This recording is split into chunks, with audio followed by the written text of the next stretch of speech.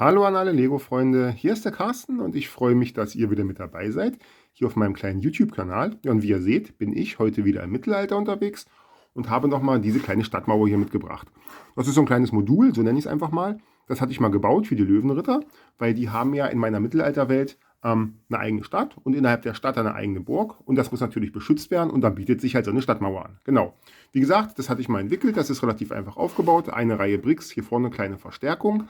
Dann kann man die einzelnen Module verbinden mit diesem bekannten System, mit den Technik-Bricks und Pins.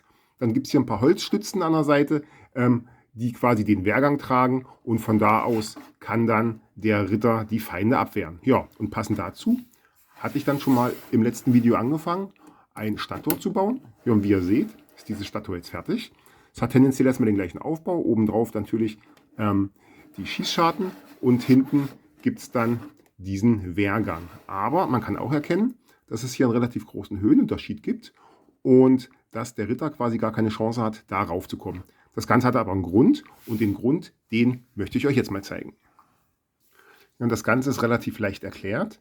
Ich habe nämlich eine bessere Version von der Stadtmauer gebaut. Offensichtlicher Unterschied ist natürlich die Höhe. Das sind hier 2 Bricks und damit habe ich hier halt den passenden Übergang. Und das Ganze gucken wir uns jetzt mal im Detail an. Ja, und dazu habe ich jetzt erstmal die alte Version der Stadtmauer beiseite gestellt.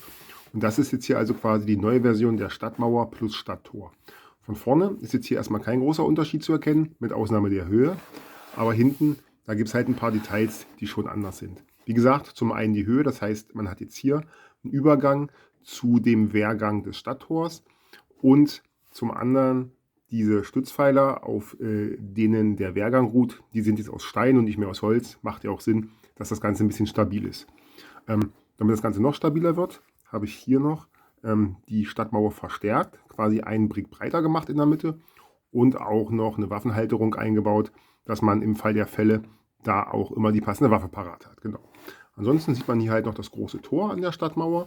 Das lässt sich natürlich öffnen und schließen, ganz klar. Und ich habe das jetzt hier mit Absicht ganz nach hinten eingebaut. Das hat zur Folge, dass ich hier noch ausreichend Platz habe. Ich spiele nämlich mit dem Gedanken, hier noch so ein Fallgitter einzubauen, um noch einen zusätzlichen Schutz für die Stadt zu haben. So, diese beiden Module, die sind jetzt de facto fertig. Die kann ich schon mal in die Mittelalterwelt einbauen. Parallel arbeite ich natürlich noch an weiteren Modulen, weil eine Stadtmauer braucht ja früher oder später auch noch mal eine Ecke. Und da habe ich mir jetzt hier dieses System überlegt.